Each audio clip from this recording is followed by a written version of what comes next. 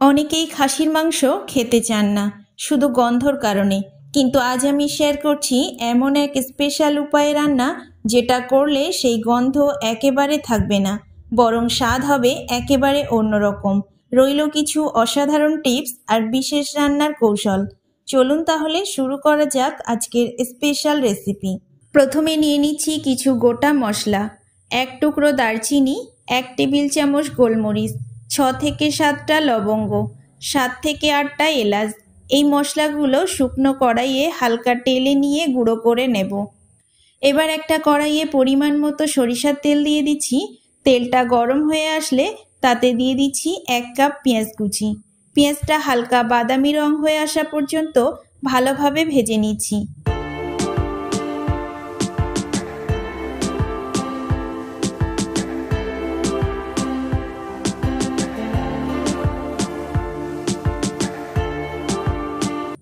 পেঁয়াজ ভাজা হয়ে গেলে এবার দিয়ে দিচ্ছি 2 টেবিল চামচ আদা রসুন বাটা।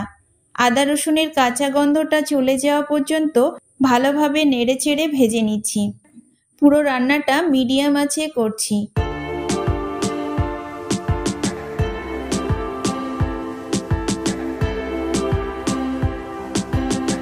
আদা রসুনের কাঁচা গন্ধটা চলে গেছে, এবার গুঁড়ো মশলাগুলো দিয়ে দিচ্ছি। 1 টেবিল চামচ জিরের গুঁড়ো, 1 টেবিল চামচ ধনের গুঁড়ো, হাফ টেবিল চামচ হলুদের গুঁড়ো, 1 টেবিল চামচ লঙ্কার গুঁড়ো আর 1 টেবিল চামচ লবণ। সব মশলাগুলো ভালোভাবে কষিয়ে নিচ্ছি। মশলাগুলো ভালোভাবে কষানোটা খুবই দরকার, কারণ এখান থেকেই তৈরি হবে ঘ্রাণ আর স্বাদেও দারুণ। একটু ধৈর্য ধরে এই ধাপটি করলে রান্না হবে একেবারে পারফেক্ট। কষানো হয়ে গেছে, এখন যে গোটা মশলার গুঁড়ো আগে থেকে করে রেখেছিলাম তার অর্ধেকটা দিয়ে দিচ্ছি। বাকি অর্ধেকটা শেষে ব্যবহার করব। আবারও ভালোভাবে নাড়াচাড়া করে কষিয়ে নিচ্ছি। মশলা থেকে তেল ছাড়তে শুরু করেছে, এখন দিয়ে দিচ্ছি মাংসগুলো। 700 গ্রাম খাসির মাংস, হাড় ও চর্বি সহ। মাংসটা মশলার সঙ্গে ভালোভাবে নেড়েচেড়ে কষিয়ে নিচ্ছি। এখানে একটা টিপস, অনেকেই খাসির মাংস খেতে চান না গন্ধর কারণে, তাই রান্নার আগে মাংসটা অর্ধেকটা লেবুর রস আর 1 টেবিল চামচ লবণ মিশিয়ে 10 থেকে 15 মিনিট ভিজিয়ে রাখলে গন্ধটা একেবারে চলে যায়। চাইলে ভিনিগার ব্যবহার করলেও একই কাজ হবে। মাংসটা এখন ভালোভাবে কষানো হয়ে গেছে, এবার ঢাকনা দিয়ে ঢেকে 5 মিনিট হাই ফ্লেমে রান্না করব। 5 মিনিট পর ঢাকনা খুলে দেখুন তেল উঠে গেছে। আবারও মাংসটা মশলার সঙ্গে ভালোভাবে মিশিয়ে নিচ্ছি। খাসির মাংস যত বেশি সময় নিয়ে কষানো যায় তত বেশি স্বাদ হয়। এখন মিডিয়াম আঁচে আবারও 10 মিনিট রান্না করব। 10 মিনিট পর দেখুন মাংসের রঙটা কি দারুণ এসেছে।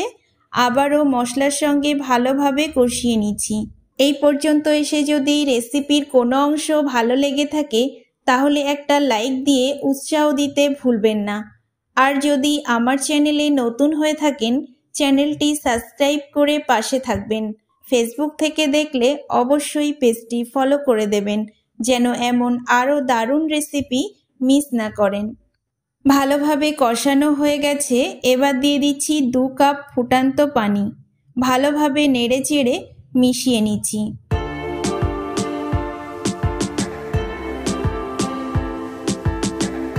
এখন ঢাকনা দিয়ে ঢেকে মিডিয়াম আঁচে রান্না করব। 25 মিনিট পর ফিরে এসেছি। দেখুন ঝোলটা অনেকটাই ঘন হয়ে এসেছে, মাংসও সুন্দর করে সিদ্ধ হয়ে গেছে।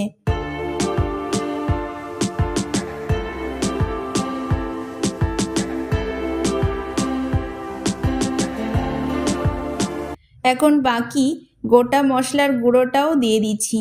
খোলা আছে 2 থেকে 3 মিনিট ভালোভাবে নেড়েচেড়ে মিশিয়ে নিচ্ছি। এই সময়ে মাংসটা মশলার সঙ্গে আবারও ভালোভাবে মিশে যাবে আর রঙটা হবে আরও গাঢ়।